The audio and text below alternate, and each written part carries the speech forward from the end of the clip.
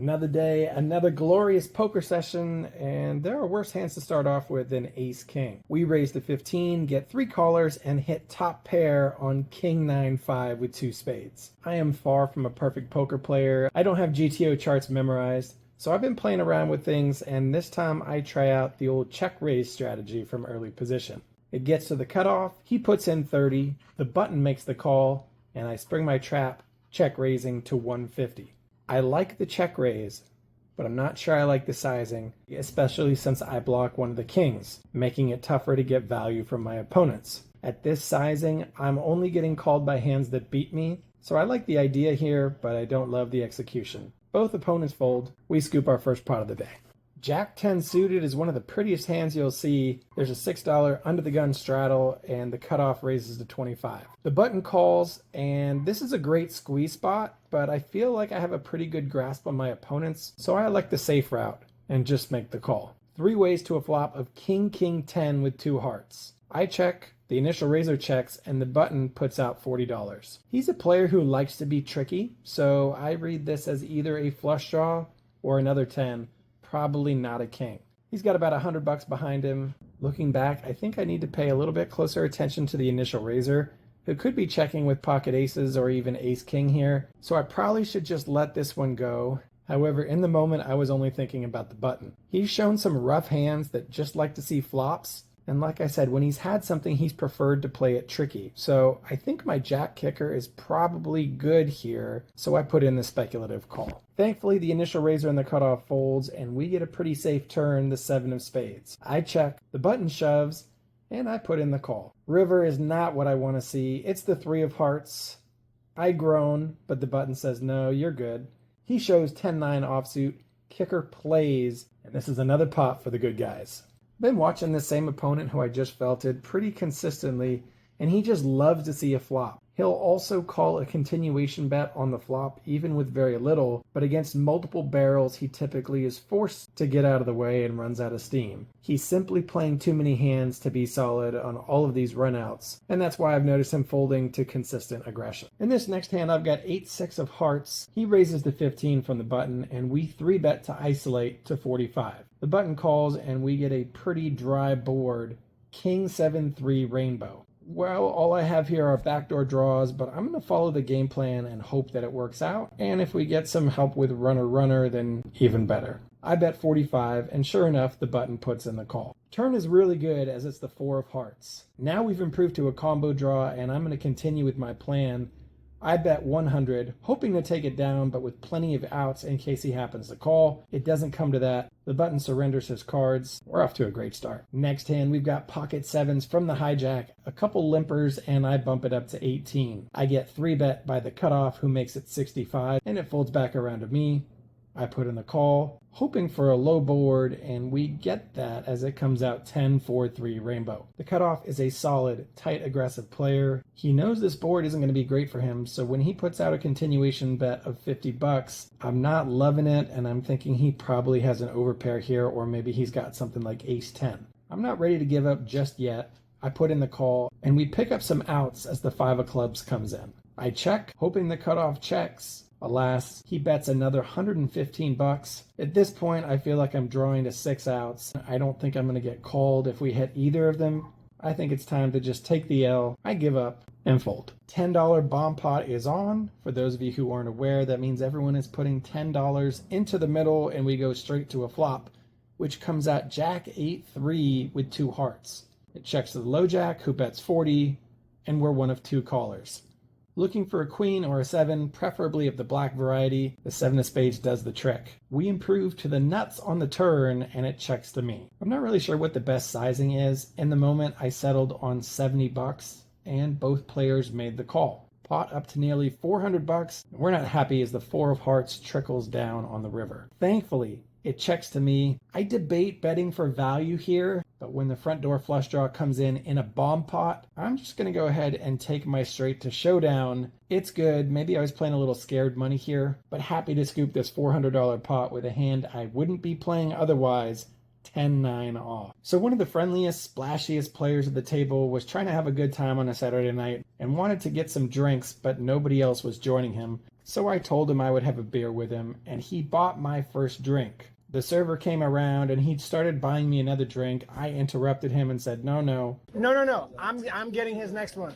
Anyway, we've got Ace Jack offsuit, $7 button straddle is on. The beer buddy limps and I bump it up to either 30 or 35. And my beer buddy makes the call. Flop comes out 7-4 deuce with 2 hearts. He checks and I check it back. Turn is a 7 of spades, and listen to my opponent telling me what he's got. No, you're good, man. I'm very good. You're good. Very good. Not check. Check. Wow, nice hand. Let's go. I had ace high. Pay the man. Nice hand. Pay the man. Let's go. Nice hand. Have to say that's a first. Never had somebody hit quads against me and intentionally check it down and tell me that they had the nuts. That's pretty cool, and I'm really glad that I decided to drink beers with this guy. All right, we take a pretty hefty profit at 1-3 and move over to 3-5. And our first notable hand is 7-6 of hearts. I raise a 35 and get a couple callers and get a pretty sweet flop of queen 5-4. We've got the good side of open-ended plus a backdoor flush draw. Both players check. I continue for 75, and only the low jack sticks around to see the turn, which is the king of hearts. I love this card. Not only does it give me a flush draw to go along with open-ended, but it's another good card for me to bluff with. If you happen to be calling with just a weak queen or maybe another weaker single pair hand, this king is going to hit my pre-flop raising range really well, and there's not going to be much he can do. So I fire another barrel, I put 150 in there, and the low jack instantly disappears.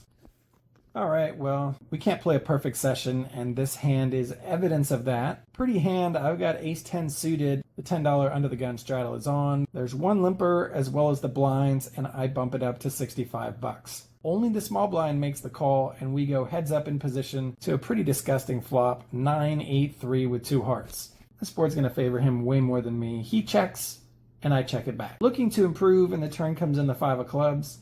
Unfortunately, there's only one card left, so I'm not feeling great about our chances of hitting a flush. Small blind bets 30. I could go either way with my overcards or just giving up on this hand. It made the vlog, so as you can guess, I made the call. 200 bucks in the pot and going to a river with nothing but ace high, and the 5 of diamonds comes in. The small blind bets 35 bucks. Basically need to be good here 1 out of 8 times, and there is the chance that he missed a draw. I talked myself into a call, and I'm a fish.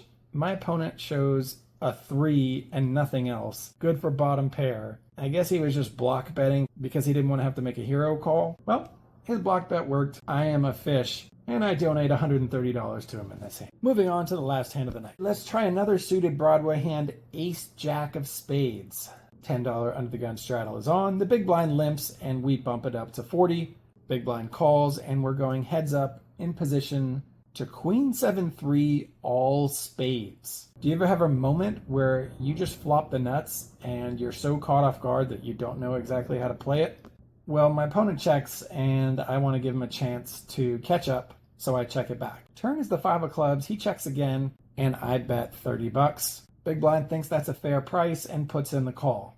River is the 5 of diamonds, and now the big blind leads out for 100 bucks. Okay. I mean, he's the big blind, so he really could have any 2 cards. On a paired board, I don't feel as good about my flush, but at the same time, I still have to raise for value. I bump it up to 250 and get snap called. I turn over my flush, and it is good. My opponent checks a few times just to make sure that he doesn't have a full house. The way this played out, I'm guessing my opponent had a 5 and nothing else, which makes sense for why he called the turn and led out on the river. Good thing we check back that flush.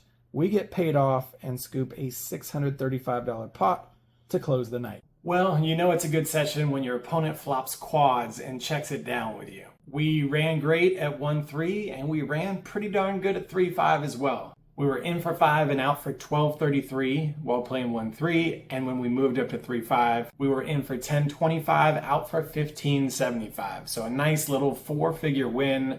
We hit our draws, our opponents missed theirs, we had them out kicked. It certainly feels like there are more days where we're on the other end of this kind of luck. It sure is nice to get the run good. If you've got advice on how to play some of the hands differently, I love to see those in the comments, so please go ahead and add those in. Numbers have been low lately, but we're just going to keep on cranking and hope that the algorithm picks these up. If you enjoyed the video, hit that like button. If you haven't subscribed, please go ahead and do so. Hit that little bell icon notification so you know every time we put a video out. And that's going to do it for today. Thanks for watching. We'll see you next time on Poker for Pound Pups. Hey everybody, subscribe here to catch the latest episodes. Also, hit that like button and share these videos with anyone who might enjoy them. Doing that really helps the channel and its goal to support dog shelters. So thanks for watching Poker for Pound Pups, and have a great day.